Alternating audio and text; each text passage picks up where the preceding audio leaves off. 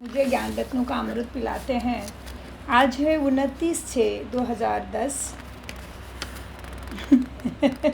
कल की मुरली रह गई ना हमारी, अभ्यास करना। आज है 29/6/2026। बाप दादा मधुबन से साकार मधुर महावाक्य है। मीठे बच्चे, हाँ जी बाबा, अपने को आत्मा समझ आत्मा से बात करो तो फूल से खुशबू आती जाएगी। मन आत्मा में से सद्गुण आते जाएंगे। देह अभिमान की बदबू आप पे ही निकलती जाएगी। तो दूसरे को और स्वयं को भी आत्मा समझ दूसरे को आत्मा देख के बात करना है। प्रश्न, अपनी खुशबू चारों ओर फैलाने वाले सच्चे फूल व परवाने कौन हैं? उत्तर, सच्चे फूल वह जो आप अनेकों को आप समान खुशबूदार फूल बनाए। श्रीमत पर चल क्षमा पर जल मरने वाले अर्थात पूरा पूरा बलिहार जाने वाले ही सच्चे फूल हैं। बच्चे, जीते जी मरने वाले सच्चे परवानों की व ऐसे फूलों की खुशबू स्वतः ही चारों ओर फैलती है। गीत चला है, महफिल में जल उठी क्षमा परवानों के लिए। ओम शांति। जैसे परवानों ने गीत सुना, परवाने कहो या फूल कहो, बात तो एक ही है। बच्चे समझते हैं हम सचमुच क्या है, परवाने हैं, या सिर पर फेरी पहनकर चले जाते, ऐसे तो नहीं। ज्ञान सुन लिया, राजयोग कर लिया, फिर कुछ भी नहीं, ऐसे तो नहीं हो ना। सच्चे बच्चे हो ना बाबा के। बाबा कहते सच्चे खुशबूदार फूल हो जिसके अंदर से क्या होता है, सद्गुणों की खुशबू सबको प्राप्त होती है। तो बाबा कहते जैसे देखो, बच्चे समझते हैं हम सचमुच परवाने बने हैं, ऐसे तो नहीं ना। सिर पर फेरी पहनकर चले जाते हैं, क्षमा को भूल जाते हैं। हर एक को अपने दिल से पूछना है कि हम कहाँ तक फूल बने हैं और हमारे में ज्ञान की खुशबू फैलती है। खुद का ही चेकिंग करना है। अपने जैसा फूल किसी को हमने बनाया क्या, यह भी चेक करना है। यह तो बच्चे जानते हैं। क्या जानते हैं बच्चे? हम आत्मा है ना।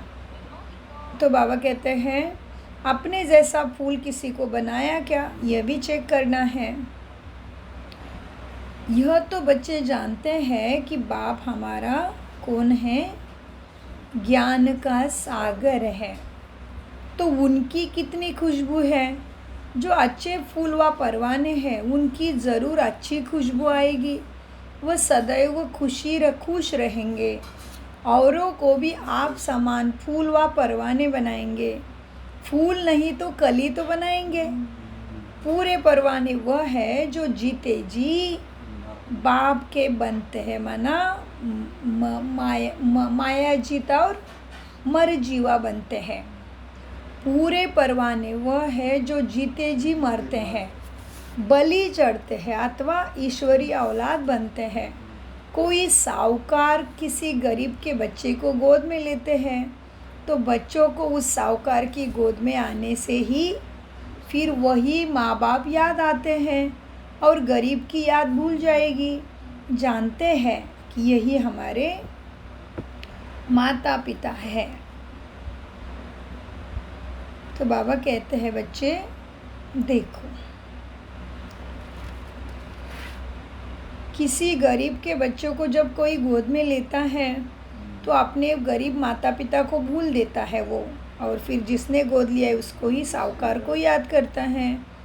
तो देखो, अब हमारी माँ बाप गरीब है परंतु याद साहूकार माँ बाप को करेंगे जिससे धन मिलता है।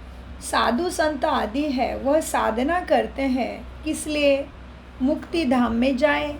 अब सब मुक्ति के लिए ही पुरुषार्थ करते हैं परंतु मुक्ति का अर्थ तो नहीं समझते। कोई कहते ज्योति ज्योत समाएंगे, कोई समझते पार निर्वाण धाम जाते हैं। निर्वाण धाम में जाने को ज्योति में समाना या मिल जाना नहीं कहा जाता। अब तुम समझते हो हम दूर देश के रहने वाले हैं। कहाँ है हमारा देश? हाँ, शांति धाम है। तो बाबा कहते तुम बच्चे समझते हो। क्या समझते हैं हम? कि हम दूर देश के रहने वाले हैं अब इस गंदी दुनिया में रह कर क्या करेंगे? तो तुम्हारा क्या हो गया? इस गंदी दुनिया से मोह उठ गया है। बच्चों को समझाया है, जब कोई से मिलो तो यह समझाना पड़े कि यह बना बनाया ड्रामा है। सतयुग त्रेता फिर संगम युग है, यह भी समझाया है। सतयुग के बाद त्रेता का संगम होता है, वह युग फिरता है और यह कल्प फिरता है। बाप युगे युगे नहीं आते हैं। जैसे मनुष्य समझते हैं, बाप कहते हैं जब सब तमोप्रधान बन जाते हैं, कलयुग का अंत होता है, उस कल्प के संगम पर ही मैं आता हूँ। युग पूरा होता है तो कलाएँ कम होती है, यह तो सब पूरा ग्रहण लग जाता है, तभी मैं आता हूँ। मैं युगे युगे नहीं आता हूँ। यही बाप बैठ समझाते हैं। किसको? परवानों को। तो परवाने कौन हो गए? हम। बाबा है क्षमा, है ना। तो परवानों में भी नंबरवार है। कोई तो जल मरते हैं, माना पूरा ही बाबा का बन जाते हैं। कोई सुन के मतलब फेरी पहनकर चले जाते हैं। श्रीमत पर तुम ही चल सकते हो। अगर कहाँ भी श्रीमत पर नहीं चले तो क्या होगा? माया बहुत पचाड़ती रहेगी। श्रीमत का बहुत गायन है ना। श्रीमत भगवत गीता कहते हैं, अर्थ नहीं समझते। शास्त्र तो बाद में बैठ जिन्होंने बनाए, तो उस समय बुद्धि रजो होने के कारण समझा कि श्री कृष्ण द्वापर में आया। अभी जिन्होंने बाबा कहते शास्त्र बनाए ना, उनकी बुद्धि कैसी थी? रजो थी। इसीलिए उन्होंने क्या बोला? श्री कृष्ण द्वापर युग में आया। मैं आता ही तब हूँ जब आदि सनातन देवी देवता धर्म प्राय लोप हो जाता है, बाकी सब धर्म रहते हैं। ऐसे नहीं कि वह देवता धर्म वाले मनुष्य गुम हो जाते हैं, परंतु यह भूल जाते हैं कि हम देवी देवता धर्म के थे, अपना हिंदू धर्म कह देते हैं। यह ड्रामा में नूंद है। सब भूले तब तो फिर मैं आकर देवी देवता धर्म की स्थापना करूँगा। यह एक ही बाप है जो आकर दुखधाम को सुखधाम, तुम्हें दुखधाम से सुखधाम का मालिक बनाते हैं। तुम कहेंगे अभी हम नर्क के मालिक हैं। दुनिया को तमोप्रधान तो बनना ही है। सब पतित है, तब तो पावन के आगे जाकर नमस्ते करते हैं। क्या बोला बाबा ने? इसीलिए देवी देवता के, भगवान के आगे जाके, शिवलिंग के आगे जाके नमस्ते करते हैं। हाँ, बाप कहते हैं बच्चे श्रीमत पर चलो। जन्म जन्मांतर का बोझ तुम्हारे सिर पर बहुत है, नहीं तो पिछाड़ी में त्राही त्राही करना पड़ेगा। वह तो समझते आत्मा निर्लेप है, परंतु नहीं, आत्मा निर्लेप नहीं। आत्मा ही सुख दुख देखती है, यह कोई समझाते नहीं। बाबा बार बार समझाते हैं, बच्चे मंजिल बहुत बड़ी है, मंजिल बहुत भारी है। इस समय तुम पुरुषार्थ करते हो जबकि दुखी हो। जानते हो सतयुग में हम बहुत सुखी रहेंगे, वहाँ यह पता नहीं रहेगा हमको। फिर दुखधाम में बाबा क्या कहते हैं? सतयुग में हम बहुत सुखी रहेंगे, वहाँ यह पता नहीं रहेगा कि फिर हमको फिर से उतरती कला दुखधाम में जाना है। वो सुखधाम में पता नहीं है। हाँ, हम सुख में कैसे आएंगे, कितने जन्म लेंगे, वो सतयुग में कुछ भी नहीं जानते। अब तुम जानते हो तो ऊंच कौन ठहरे? जो सब जानता है वही ऊंचा हो ना। तो कौन ऊंचे हो गए? ब्राह्मण ही ऊंचे हो गए। तो बाबा कहते देखो, सतयुग के देवता तो कुछ भी नहीं जानेंगे लेकिन तुम तो सब जानते हो कि अभी सतयुग में भी जाने वाले, फिर कैसे नीचे? तो तुम सब कुछ जानते हो ना। हाँ, तो ऊंचा कौन ठहरा? तुम ही ईश्वरी औलाद होने के कारण, जैसा ईश्वर ज्ञान का सागर है, नॉलेजफुल है, ऐसे तुम बच्चे भी नॉलेजफुल ठहरे। हाँ, अभी तुम ईश्वरी औलाद हो, परंतु नंबरवार। कोई तो बड़े मस्त है, कोई बच्चे तो बड़े मस्त हैं, समझते हैं हम बाबा के मत पर चलते रहते हैं। जितना मत पर चलेंगे उतना श्रेष्ठ बनेंगे। हाँ, बाप सम्मुख बैठ बच्चों को समझाते हैं। बच्चे देहाभिमान छोड़ दो। क्या समझाते बाबा? देह अभिमान को छोड़ दो और देही अभिमानी बनो। निरंतर याद करो। किसको? बाप को। बाप तो सदैव ही तुम्हारे लिए सुखदाता है। ऐसे नहीं कि दुख भी बाप देता, नहीं, बाप सुखदाता है। बाप कभी बच्चों को दुख नहीं देंगे। बच्चे अपनी उल्टी चलन से दुख को पाते हैं। बाप दुख नहीं दे सकते, वो दुख हरता है, सुख करता है। तो दुख कैसे देगा? कहते हैं भगवान ओम शांति। कहते हैं भगवान बच्चे दो तो कुल वृद्धि को पाएगा। बच्चों को बहुत प्यार करते हैं। बाकी दुख अपने कर्मों से ही मनुष्य पाते हैं। भगवान सुख देते हैं, दुख नहीं देते। अब बाप तुम बच्चों को बहुत सुखी बनाते हैं। कहते हैं बच्चे श्रीमत पर चलो। आसुरी मत पर चलने से तुम दुख पाते हो।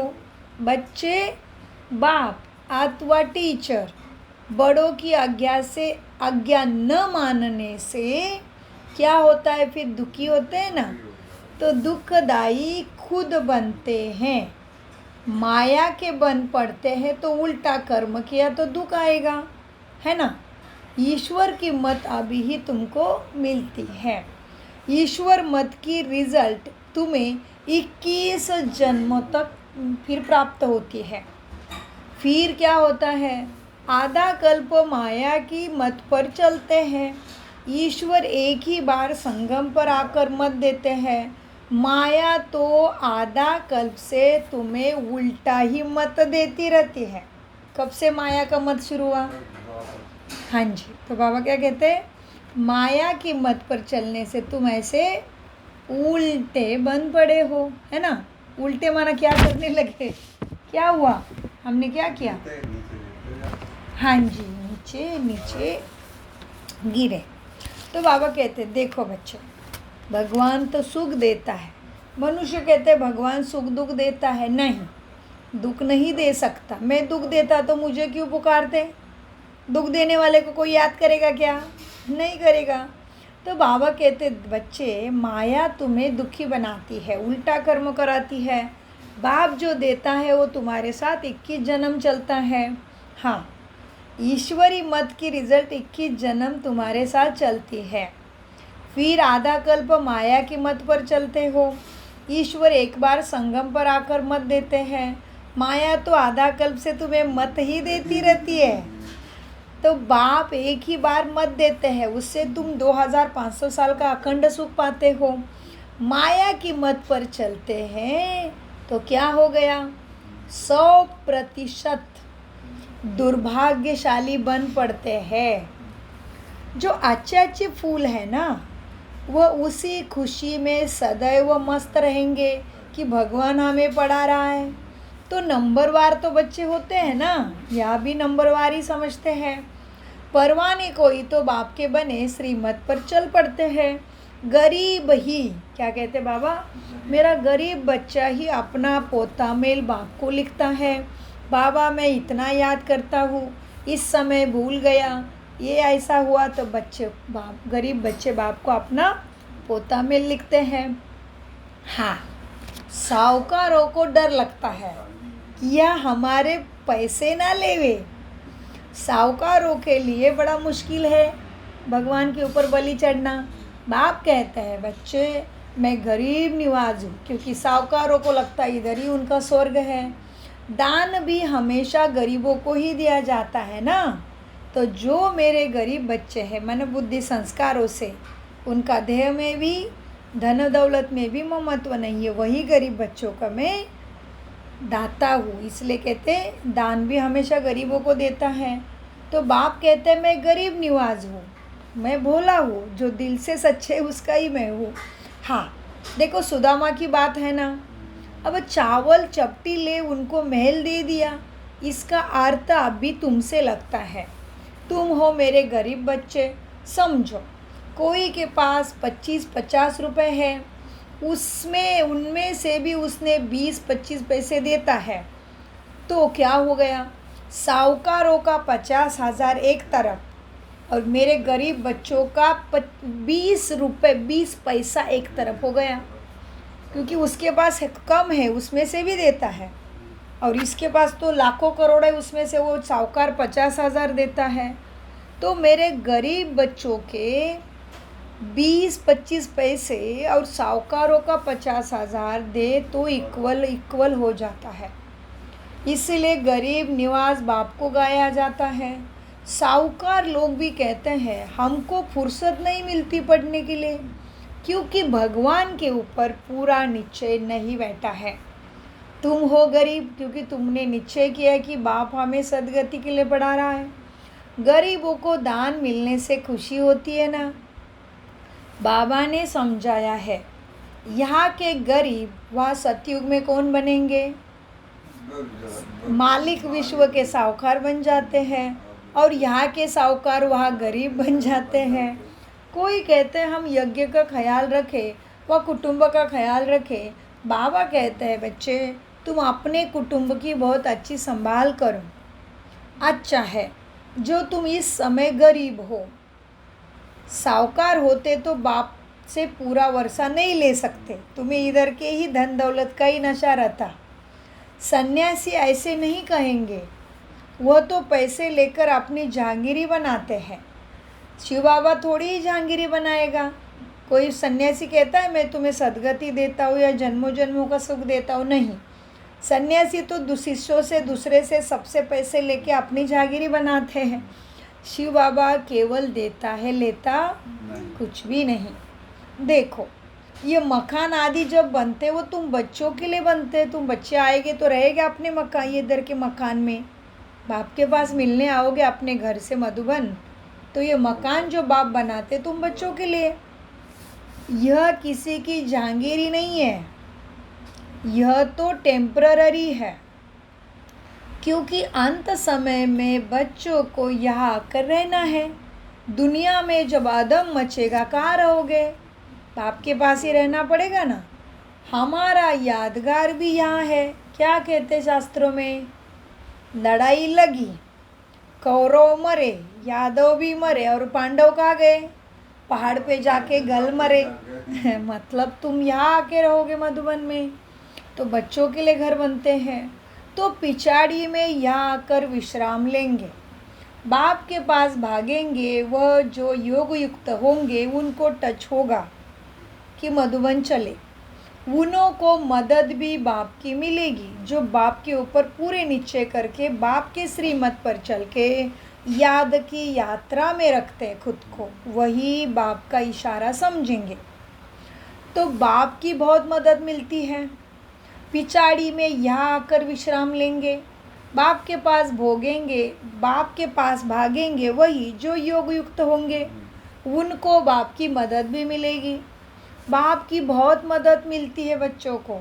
तुमको यहाँ बैठ विनाश देखना है, कहाँ बैठ के, मधुबन में, या जिस भी घर में बाबा का ठीक से याद होता है उसको भूकंप बाढ़ कुछ भी नहीं करेगी।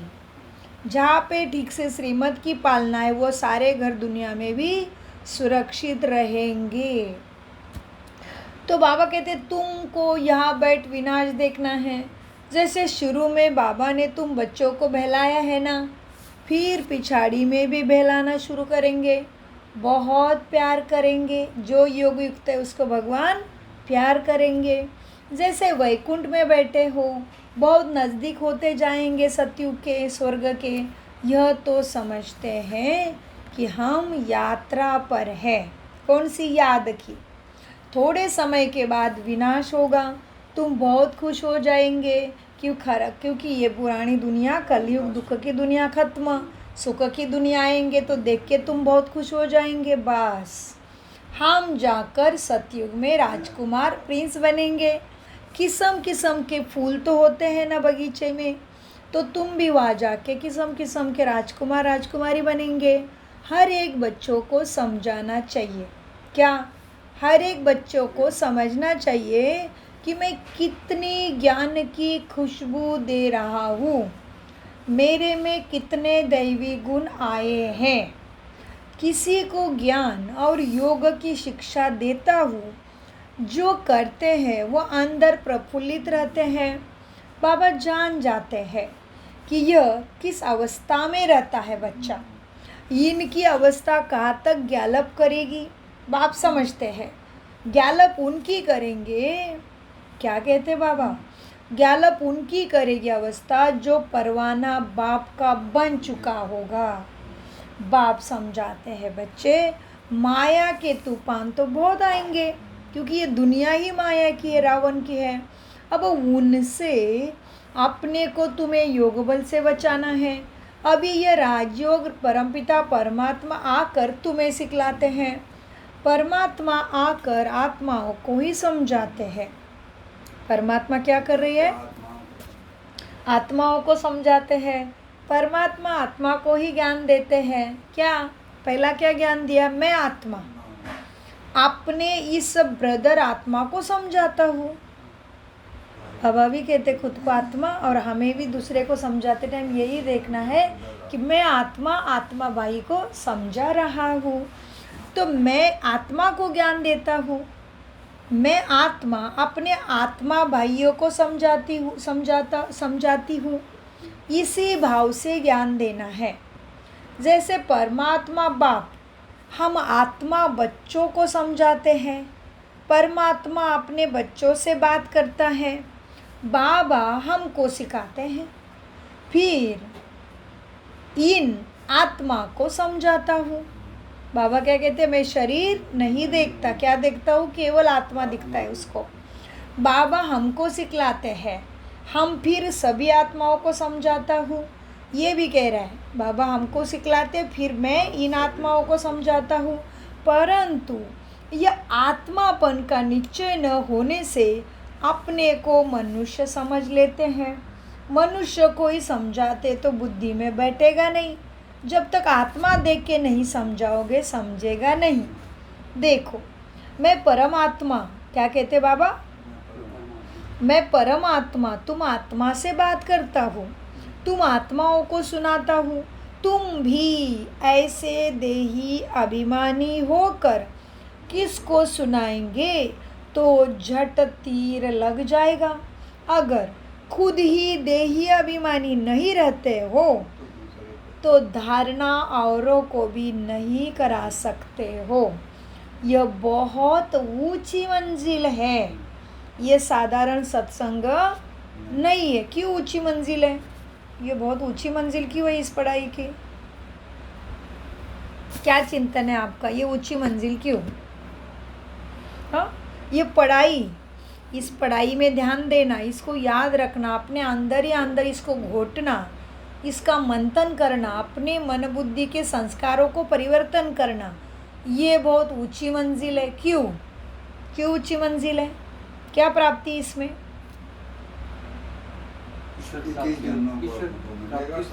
लक्ष्मी नारायण बनने जा रहे हैं हम नर से नारायण, नारी से श्री लक्ष्मी बन रही है। बहुत ऊंची मंजिल है। ऐसे पढ़ाई, ऐसा सत्संग दूसरा कोई नहीं है, इसलिए ये ऊंची मंजिल है। ये ऊंची मंजिल है, इस पे बहुत चिंतन कर सकते हैं हम कि भगवान पढ़ाता है, ये दूसरा ऐसा सत्संग नहीं है। ये पढ़ाई अनोखी है, इसमें अंधश्रद्धा, जप तप व्रत तीर्थ कुछ भी मेहनत नहीं है। ये ऊंची मंजिल है क्योंकि इसका लक्ष्य कितना ऊंचा है। जो कोई नहीं करा था, जो कोई नहीं दे सकता, वह मुझे मिलता है। मनुष्य जो करनी करे, नर से नारायण बन जाए, मुझे भगवान खुद करनी सिखाते हैं। माना भगवान मुझे मन बुद्धि संस्कारों को परिवर्तन करना सिखाते हैं।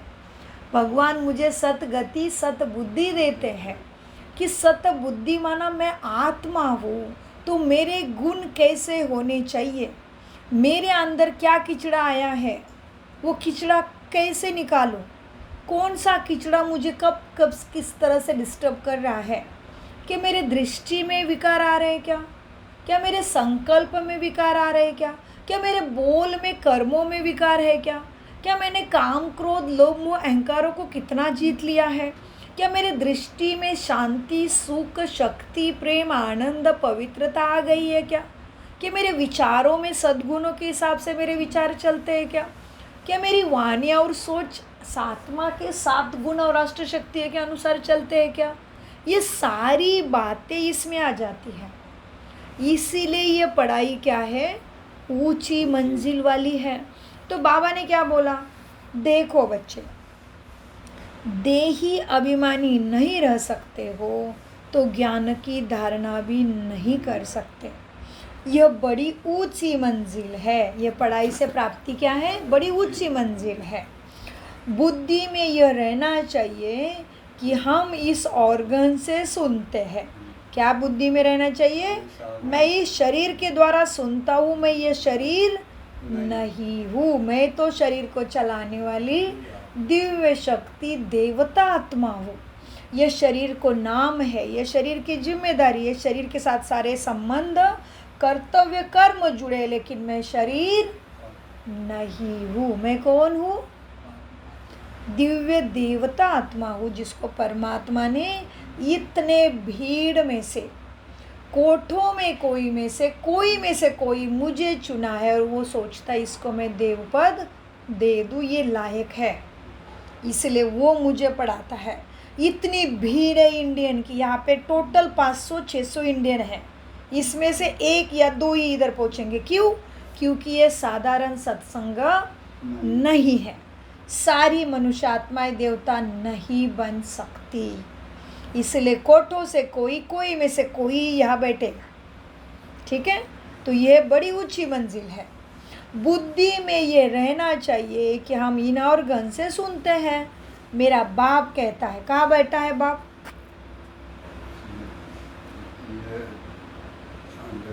कहाँ बैठ के समझा रहा है बाप, परम धाम से समझा रहा है। ब्रह्मा के तन में बैठ के समझा रहा है। मैं आत्मा नहीं दिखती तो बाप भी नहीं दिखता। जहाँ उसका क्लास चल रहा है वो गुप्त रूप में उधर हाजिर है। वो ब्रह्मा के तन में बैठ के समझाता है। मैं आत्मा नहीं दिखती, वो भी नहीं दिखता। ये बुद्धि की, अनुभव की और समझ की बात है, निश्चय की बात है। मीठे बच्चे देखो, अगर बुद्धि में ये रहना चाहिए कि हम अर्गुंस दारो ये ज्ञान सुनते हैं। बाप कहते हैं हम आत्माओं से, बच्चे से, हम बात बच्चों से करते हैं। बाबा का फरमान है। किसका फरमान है, कौन है बाबा, शिव बाबा। बाबा का बच्चों को फरमान है, बच्चे तुम अशरीरी न अंगे आए थे, वही बन जाओ। शरीर में होते भी खुद को न अंगे आत्मा समझो। तुम देहाभिमान को छोड़ दो और मेरे को याद करो। यह बुद्धि में आना चाहिए। हम आत्मा से बात करता हो, शरीर से नहीं। भले फीमेल का शरीर हो या मेल का शरीर हो, बाप आत्मा से बात करते हैं, आत्मा को सिखाते हैं। तुम बच्चे समझते हो हम बाबा के बने गए, परंतु तुम नहीं बने हो। तुम की देह अभिमान को नहीं छोड़ रहे हो। इसमें बड़ी सूक्ष्म बुद्धि चाहिए। मैं आत्मा हूँ। सूक्ष्म बुद्धि क्या, मैं आत्मा हूँ।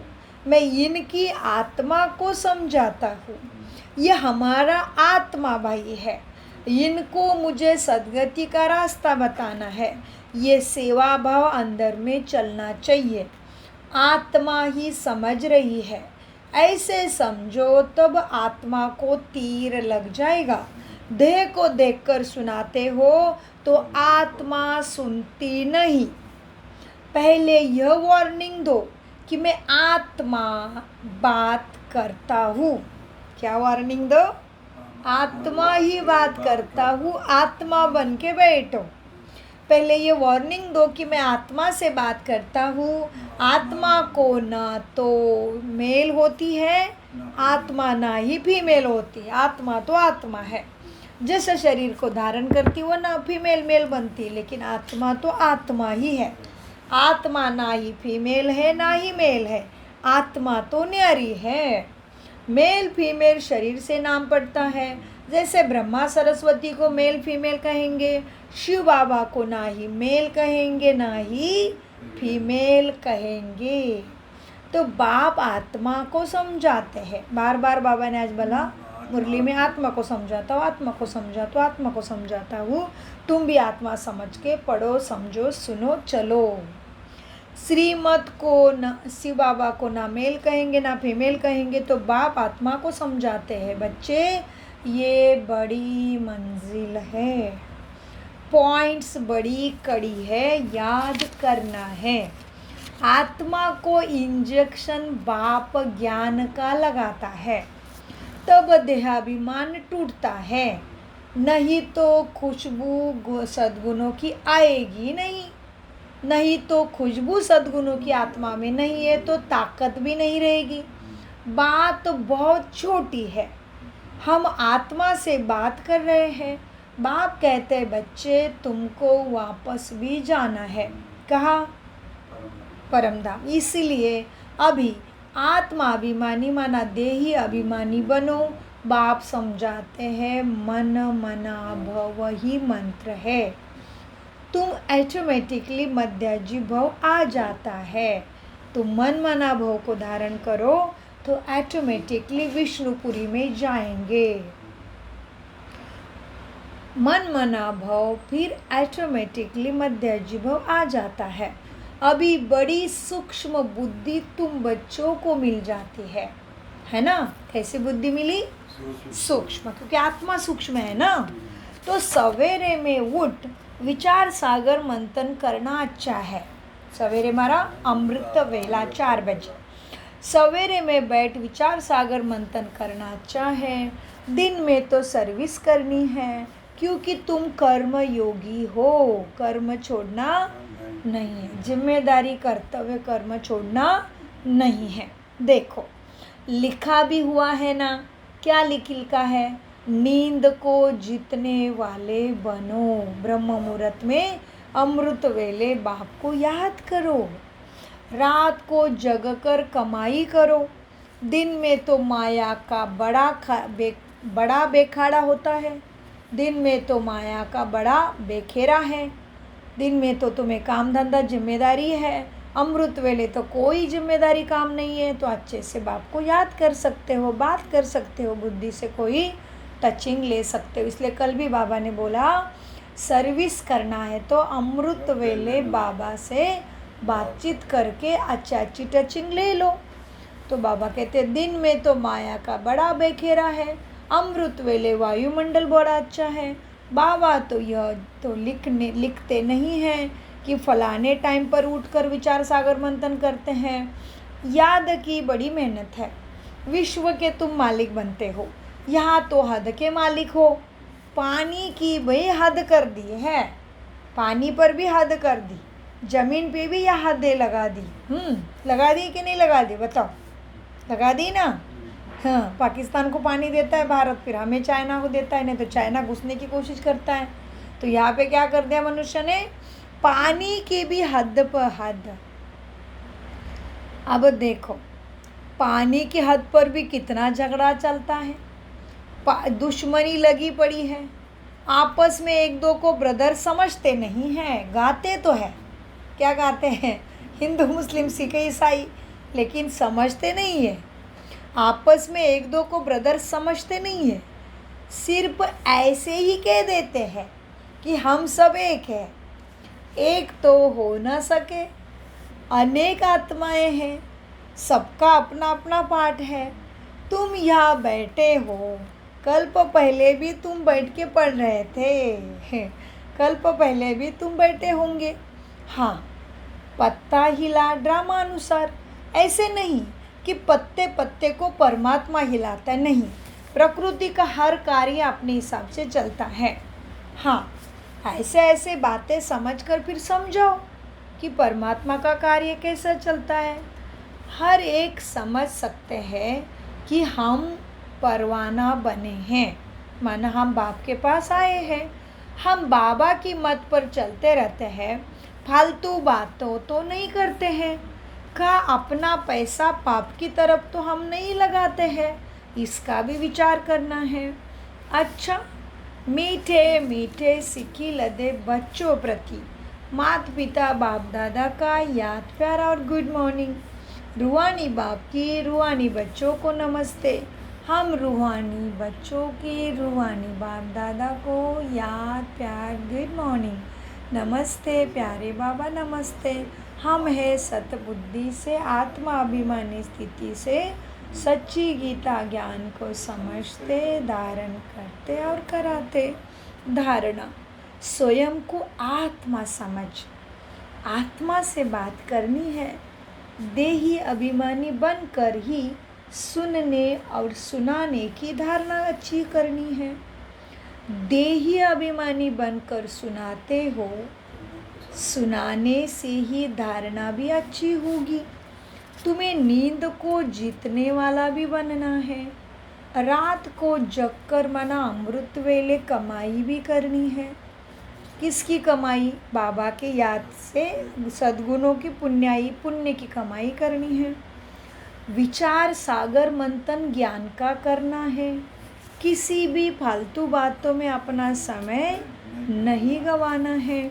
वरदान तपस्या द्वारा अपने विकर्मों व तमोगुणों के संस्कारों को भस्म करने वाले तपस्वी मूर्त भव। तो बाप दादा मुझे लाडले आज्ञाकारी बच्चों के सामने सद्गुरु के रूप में आ जाते हैं, मेरे ही सिर पे हाथ रखते हैं और मुझे ही वरदान देते हैं। तपस्या द्वारा अपने विकर्मों व तमोगुणों के संस्कारों को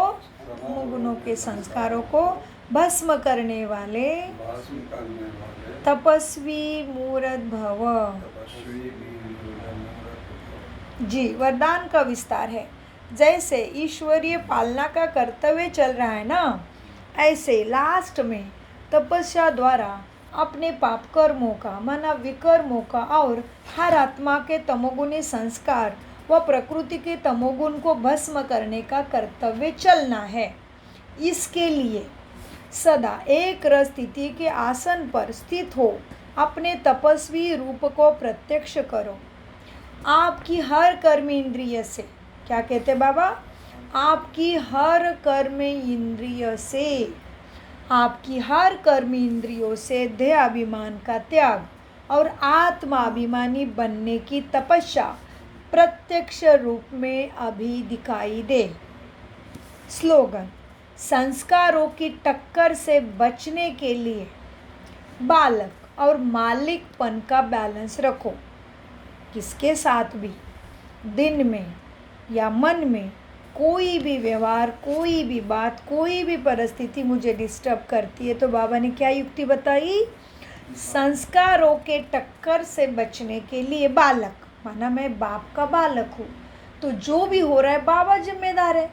जैसे घर में भी पिताजी होते हैं तो बच्चे चिंता करते हैं क्या कल की रोटी कैसे मिलेगी? नहीं, वो अपने मस्ती में रहते हैं। तो हम भी बाप के बालक है, बाप आया है तो कोई भी बात है तो बाप को दे दो, वो हो गया बालक बनना। और मालिक किसका बनना है?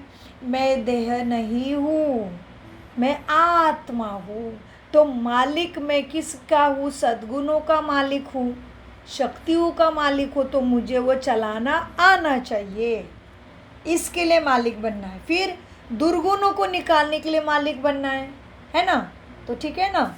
तो संस्कारों की टक्कर से बचने के लिए बालक, बाप का बालक और मालिकपन का बैलेंस रखो। यह अव्यक्त इशारे सदा हर्षित रहने के लिए अपनी नेचर को सरल बनाओ और सहनशील भी बनो। बाप को भोलेनाथ कहते हैं, लेकिन ऐसा भोला नहीं जो सामना न कर सके। भोलेनाथ के साथ साथ ऑल माइटी अथॉरिटी भी है। आप भी अपने शक्ति स्वरूप को भूल सिर्फ भोले नहीं बनना, नहीं तो माया का गोला लग जाएगा। ऐसा शक्ति स्वरूप बनो जो माया सामना करने से पहले ही तुम्हें नमस्कार कर ले। बहुत सावधान, बहुत खबरदार और होशियार तुम्हें रहना है। तो ये बहुत बड़ी बात है, क्योंकि हमें पता है बाबा को भक्ति में भोलेनाथ कहते हैं। तो बाबा कहते हैं बाप को भोलानाथ कहते, लेकिन ऐसा भोला नहीं जो सामना ना कर सके। इसका मतलब ऐसे नहीं कि अभी आप भोले बनने के लिए बोला है, बाबा ने सबके ऊपर दया करने के लिए बोला है, इसलिए रास्ते से जा रहा था भिखारी और तुमने उसको दे दिए 100 रुपये, तो इतने भोले बन गए।